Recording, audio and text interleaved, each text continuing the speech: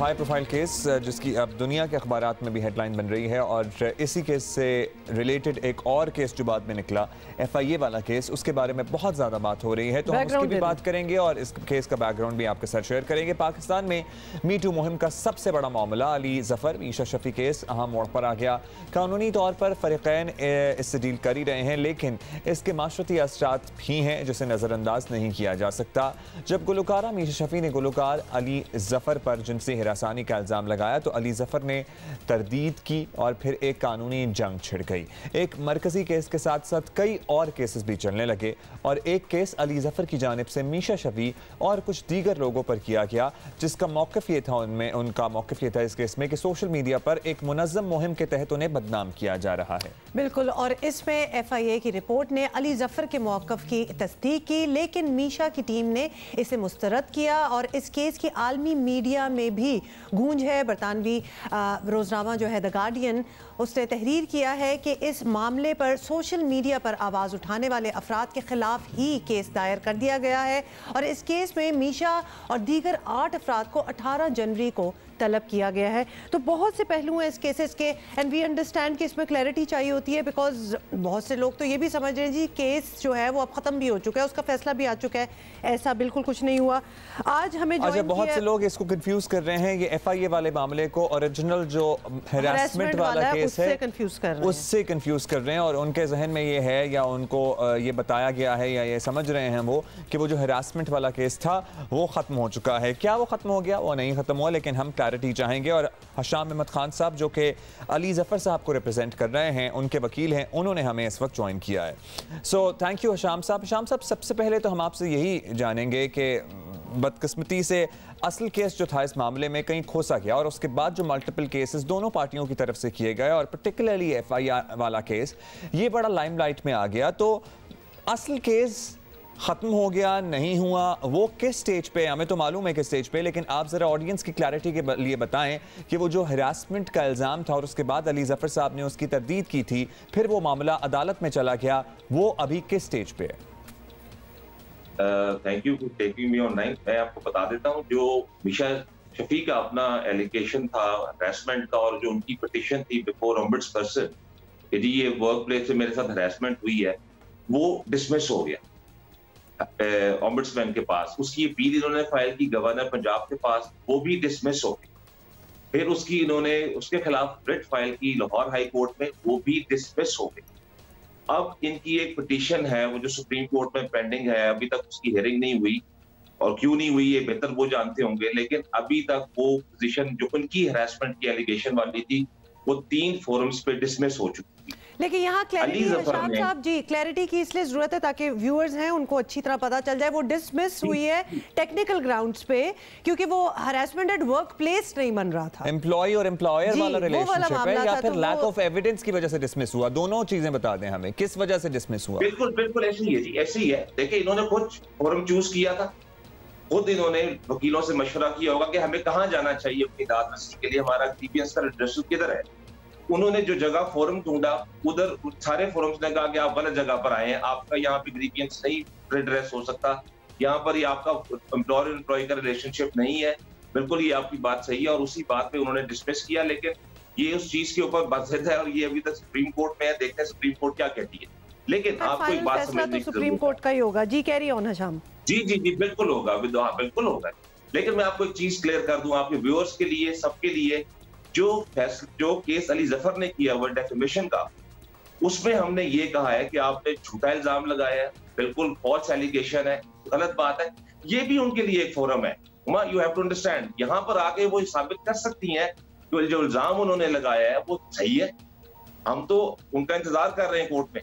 जो अली ज़फ़र का defamation case है वो भी एक फोरम है, वहां भी ये आ सकती हैं, वहां ये शो कर सकती है। जब हमने 100 करोड़ का हर्जाना जहां दाखिल किया है, वहां आके कहें कि नहीं जी हर्जाना नहीं बनता बिकॉज डेफेमेशन हुई है, ये हरासमेंट हुई है। तो फोरम की कोई वैसी बात नहीं है कि कोई हरासमेंट, फोरम कोई भी हो सकता है, यहाँ पर भी अपने आप को विंडिकेट कर सकती है, वो कोई ऐसी बात नहीं है उस पर। लेकिन जहां तक इनके केस की बात है, वो सुप्रीम कोर्ट में पेंडिंग है और हाई कोर्ट तक डिस्कस हो। देखिए डेफेमेशन वाले केसेस तो कौन किसको डिफेम करने की कोशिश कर रहा है वो तो सुप्रीम कोर्ट की तरफ से जब फैसला आ जाएगा वो तो वैसे ही दूध का दूध पानी का पानी हो जाएगा। अगर मीशा का मौक़िफ़ दुरुस्त साबित हो गया तो जाहिर है उनका फिर मौक़िफ़ दुरुस्त ठहरेगा डेफेमेशन वाला, और फिर अली जफर का अगर मौक़िफ़ दुरुस्त साबित हो गया तो उनकी बात मानी जाएगी। अच्छा, लेकिन एक और बात, FIA वाला जो केस है क्लियर कर दूं, सुप्रीम कोर्ट ने मेरिट पे फैसला नहीं कर रहा। सुप्रीम कोर्ट ने सिर्फ ये बताना है कि क्या ओम्बुड्समैन की जुरिसडिक्शन है कि नहीं है। तो फिर ये जो प्ली है मीशा की कि उन्हें ये जो प्ली है तो फिर तो ये सिर्फ ये टेक्निकल ग्राउंड पे केस एक्सेप्ट होगा या रिजेक्ट होगा। जो उनकी एक्चुअल प्ली है कि उनका मौक़िफ़ ये है कि उन्हें हिरास किया गया, फिर वो कौन सा फोरम सुनेगा ऐसा? देखिए फोरम, फिर मैं आपसे ये कह रहा हूं कि जहां हमारा केस हमने जो जाने का दावा किया वहां साबित कर सकती है वो कि हैरेसमेंट हुई है। अच्छा, वो जो आपने हर जाने का दावा दायर किया हुआ है उस केस की प्रोसीडिंग्स में आप कह रहे हैं कि वो वहां साबित कर सकती हैं, क्योंकि अभी तो ये इसलिए रिजेक्ट हो रहा है क्योंकि टेक्निकल बेसिस ग्राउंड्स पे ये केस जो है वो ओम्बुड्समैन के पास सुना जा सकता है, नहीं सुना जा सकता, इसलिए रिजेक्ट होता चला जा रहा है। राइट, बिल्कुल इसलिए होता जा रहा है। ये उनको मशवरा अच्छा, अब FIA वाले केस पे आ जाते हैं शाम साहब। इसलिए आ जाते हैं क्योंकि यहाँ केस स्टार्ट हुआ था, हरासानी का केस था, हरासमेंट का केस था, बड़ा क्लियर कट ऑब्वियसली इल्जाम एक लगा और उस पे केस स्टार्ट हो गया। लेकिन अब लगता है ये केस जो है वो FIA के हाथ चला गया। वो जो कुछ लोग, कुछ खवातीन जिन्होंने इस बात की तायीद की, ऑब्वियसली कोई भी या कत्ल का केस हो या हरासमेंट का हो, there are two sides to the story. अब फिर कुछ लोग मानते हैं, कुछ नहीं, वो सब कुछ हो जाता है। अब मीशा की साइड ऑफ द स्टोरी, उनके साथ और भी खवातीन हैं, वेल नोन पर्सनैलिटीज हैं। ब्रिटिश न्यूज़पेपर द गार्डियन ने पूरा एक आर्टिकल उस पर लिख दिया है कि why are they being harassed now और being pushed into a situation जहां हरासमेंट का केस पीछे रह गया और FIA ने ज्यादा बड़ा केस बना दिया उन 7 या 8 खवातीन पे जिन्होंने इस बात की तायीद की थी। और अच्छा मैं आपको ये भी क्लियर कर दूं, यहाँ पे FIA का जो हमने जो अपनी अपना ग्रीवियंस वहां पे जाके दी है वो ये नहीं है कि मीशा शफी लिमिटेड नहीं है। यहाँ फेक अकाउंट्स बने हुए हैं, डेली ट्रोलिंग है एक आदमी की। फिर उसके ऊपर ये है कि आपका जब भी कोई ऐसी कोई बात होती है तो उसके लिए फोरम्स अवेलेबल है। सोशल मीडिया ओपिनियनेटेड तो हो सकता है कि अपने ओपिनियन से, लेकिन वो कांट बी अ फोरम कि आप लोगों को एलिगेशंस लगाना शुरू कर दें। अगर आप FIA का कानून भी देखेंगी तो सेक्शन 18 के अंदर एक्सेप्शंस हैं कि आप अगर को अपनी लीगल रेमेडी ले रही हैं या आप अगर इलेक्ट्रॉनिक मीडिया के ऊपर बात कर रहे हैं तो उस पे FIR या उस पे केसेस नहीं बनते। ये केस फेक अकाउंट्स का है, ये लिमिटेड टू मीशा शफी नहीं है, ये उन ख्वातीन पे नहीं है जिन्होंने ये फेक अकाउंट्स नहीं है जिनकी बात हो रही है शाम साहब। अभी तो ये तो जेन्युइन अकाउंट्स हैं जिन्होंने सोशल मीडिया पे बात की और अब दुनिया में तासुर जा रहा है कि जैसे इन ख्वातीन को इनकी बात करने की जसारत पे टारगेट किया जा रहा है। तो ये तासुर हम कैसे ज़ाहिर कर सकते हैं, क्योंकि एज अ लॉयर और as a part of the society आपको नहीं लगता कि ये कानून पर्टिकुलरली जो बना ही इसलिए था कि ख्वातीन के हकूक का तहफ़्फ़ुज़ किया जा सके, अगर उस कानून से ये तासुर जाना शुरू हो जाए कि इससे ख्वातीन को हिरास किया जा रहा है या टारगेट किया जा रहा है तो उसके दूरस असरात क्या होंगे ऑन सोसाइटी? नहीं, देखिए तासुर कैसे दिया जा रहा है ये मुझे नहीं समझ आ रही। उसकी वजह बड़ी सिंपल सी है। मैं फिर आपसे ये कह रहा हूं कि सोशल मीडिया पे किसी ने बात की, FIA पीछे पड़ गया, it is as simple as that. नहीं, यही मैं कह रहा हूं अब्दुल्ला, यही चीज। आपने अगर मीडिया पे बात की है तो उसके अंदर ये एक्सेप्शन लिखी हुई है कि मीडिया पे जो बात होगी वो उसमें शामिल नहीं होगी। ये बातें मीडिया पे नहीं हुई, ये किसी लीगल फोरम पे नहीं हुई। ये फेक अकाउंट्स है, ठीक है, कोई जेन्युइन भी है, लेकिन बात क्या है कि इसमें कोई औरत स्पेसिफिक नहीं है। ये it's not a gender specific, एक लॉ है for the protection of people. अब वो मसला ये है कि अगर आप सेक्शन 18 को पढ़ेंगे तो उसमें लिखा हुआ है कि जो मीडिया पे पैमरा के लाइसेंस फोरम्स हैं उस पे उसका इतलाक ही नहीं होगा। इसीलिए ये वो वाले फोरम्स नहीं है जहां पे मैं अभी आपसे बात कर रहा हूं। तो सेक्शन हशाम, बॉटम लाइन ये है, ऑब्वियसली ये जो लॉज हैं इसीलिए बनाए गए हैं ताकि जेन्युइनली अगर किसी के साथ कुछ ऐसे हादसे हुए हों तो दे कैन गेट जस्टिस। अब हमें पहला हाई प्रोफाइल केस आता है, ऑब्वियसली एक इल्ज़ाम लगता है, उसके बाद उसकी सपोर्ट में कुछ लोग बोलते हैं। अब वो इल्ज़ाम बंद करने के लिए तासुर ये है, ये हम आपसे इसलिए बात करें क्योंकि तासुर एक ये है कि FIA उनको टारगेट करना स्टार्ट हो गई है कि आपने इसकी तायीद क्यों की, आपके पास क्या सबूत है। भाई पहले वो हरासमेंट वाला केस तो हो जाए। की बात कर रहे थे तो ट्रोलिंग तो दोनों पार्टियों की तरफ से ऐसा लगता है कि एक सपोर्ट ग्रुप है, ये भी बड़ा जेन्युइन है कि दोनों साइडों पे ट्रोलिंग हो रही है। देखिए मैं फिर ये कह रहा हूं, अगर कोई मीशा की सपोर्ट में कर रहा हो तो कोई हर्ज नहीं है। अगर कोई somebody believes that Misha is right, he can share his opinion और हर ओपिनियन। ये यहाँ तक बात नहीं, ये तो अली जफर की ट्रोलिंग हो रही है जी, फेक अकाउंट्स के अंदर हो रही है कि ये हरासर है, ये फलाना है। हर बंदे का अपना राइट है, everybody is innocent unless proven guilty. With the same token Hasham Meesha Shafi की भी आप अगर ट्रोलिंग देखें कि ये तो है ही, ये तो इसने तो किया है, ये तो इल्जाम है, तो ये पॉपुलर ट्रोलिंग लेवल की हो रही है दोनों की। किसने मना किया है? अगर वो कुछ नहीं कर रही, इसका ये मतलब तो नहीं कि अली जफर कुछ ना करे। अगर उनको वाकई जेन्युइनली लग रहा है कि उनकी ट्रोलिंग हो रही है, शी शुड टेक एक्शन। उन्होंने देखे ना, बात ये है, उन्होंने जितने सूट्स फाइल किए हैं, मतलब हैरेसमेंट की है, डेफेमेशन का की है, सुप्रीम कोर्ट तक अपनी वो रेमेडीज परस्यू कर रही हैं। अगर उनको लगता है कि उनकी ट्रोलिंग हो रही है जो नहीं होनी चाहिए, तो she should also take action. अच्छा हशाम साहब, आपसे बात करके पता क्या लगा है कि अभी तक इतने सालों से 2 साल ऑलमोस्ट हो गए, 3 साल, अभी तक सिर्फ यही बात होती रही है हैरेसमेंट के ओरिजिनल केस के बारे में कि इसका एप्रोप्रिएट फोरम क्या होना चाहिए, क्यों वो जो इल्ज़ाम है उसकी छानबीन या उसकी तफसील किसी फोरम पे पूछी गई या उस पे भी किसी ने कोई तवज्जो दी, या सिर्फ अभी तक 3 साल से यही डिस्कस हो रहा है कि इसका एप्रोप्रिएट फोरम क्या होना चाहिए सुनने के लिए? देखिए, मैं फिर आपसे यही कह रहा हूं कि अगर वो गलत फोरम पे चली गई है, इसका ये मतलब नहीं किसी को पता ही नहीं है कि फोरम कौन सा है। ये तो अगर उनकी कोई, उसको नहीं पता कि कहां जाना है और उसने मशवरा दिया और वो मतलब मशवरे कौन दे रहा है मुझे नहीं पता इस बात का, लेकिन फोरम्स हैं। मेरा मतलब है फोरम्स तो आप हर जगह फोरम बने हुए हैं, लेकिन हर एक स्पेसिफिक है, उनका वो फोरम नहीं बनता। लेकिन मैं फिर जैसे अब्दुल्ला, मैंने आपको स्टार्ट में कहा था, जो हमारा डेफेमेशन केस है वो भी फोरम है।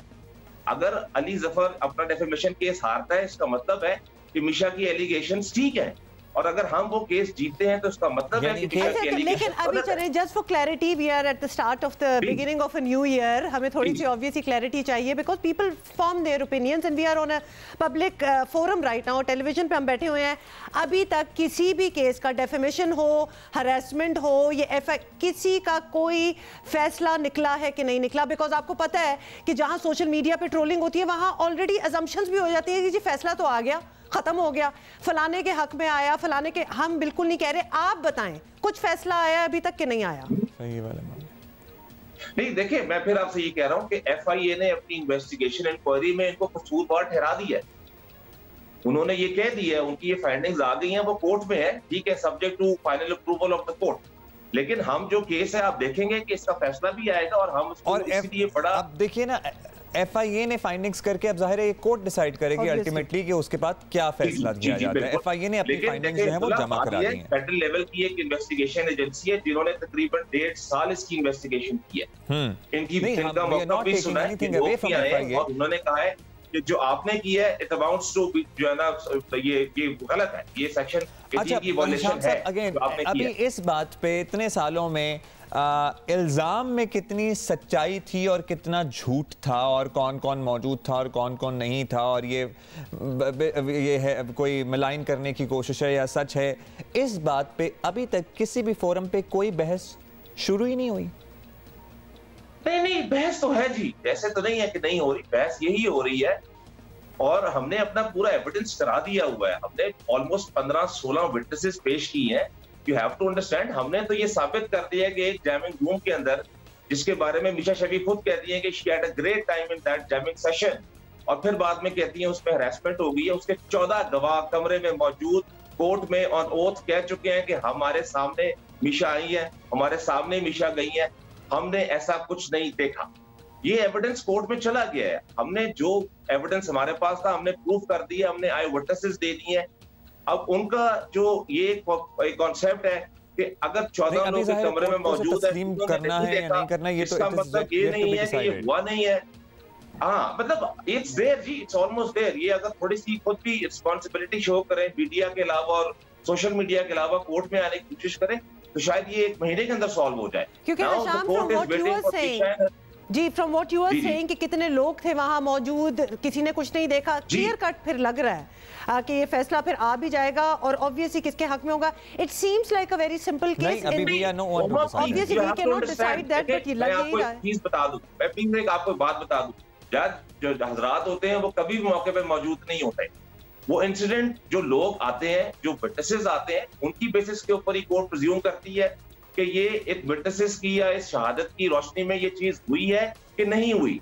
You have to understand, Meesha case is that's why unique कि वो सालों साल एक आदमी के साथ मिलती रही हैं, उनके साथ उठती रही हैं, बैठती रही हैं, सोशल मीडिया पे उनकी तारीफ करती रही हैं, उनके साथ तस्वीरें खुद पोस्ट करती रही हैं, और सालों साल के बाद ये वो केस नहीं कि हैरेसमेंट हुई। और मैं आपको एक और बात बता दूं, यहाँ test conduct of a reasonable woman का भी होता है कि अगर खुदा ना खास्ता किसी हमारी बहन किसी बच्ची के साथ कुछ हो जाए, तो ये नहीं होता कि आप सालों साल उन लोगों के साथ मिलते रहते हैं, आप उनकी निजी महफिलों में जाते हैं, आप दुनिया के बड़े-बड़े इवन हॉलीवुड से उठा के आप देखें केसेस, नहीं आपके मौक़िफ़ के मुताबिक जरूर ये ओपन एंड शट केस होगा, लेकिन अगर आप हम इस केस के बारे में नहीं अपनी राय दे रहे, लेकिन हमने बहुत से इंटरनेशनल ऐसे केसेस देखे हैं जहां पे सालों साल ये लड़कियां काम करती रही हैं ऐसे लोगों के साथ जो कि अल्टीमेटली जिनको अदालत ने साबित किया कि वो हिरासत है। और इट डज नॉट मीन कि हम किसी भी तरह से इस पे असरअंदाज होने की कोशिश कर रहे हैं। आप कह रहे हैं कि आपका केस मजबूत है।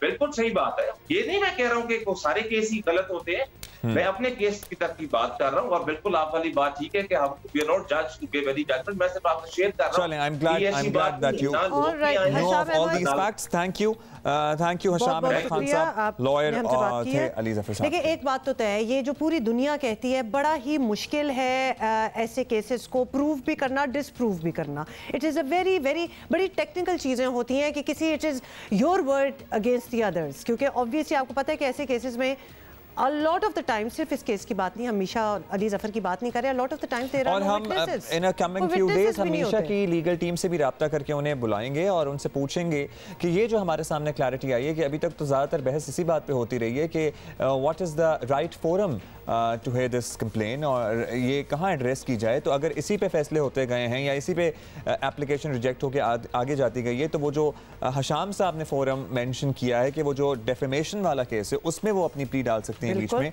तो why aren't she using that option. बहुत जबरदस्त सवाल है, ये जरूर हम पूछेंगे जब हमारी उनसे बात होगी।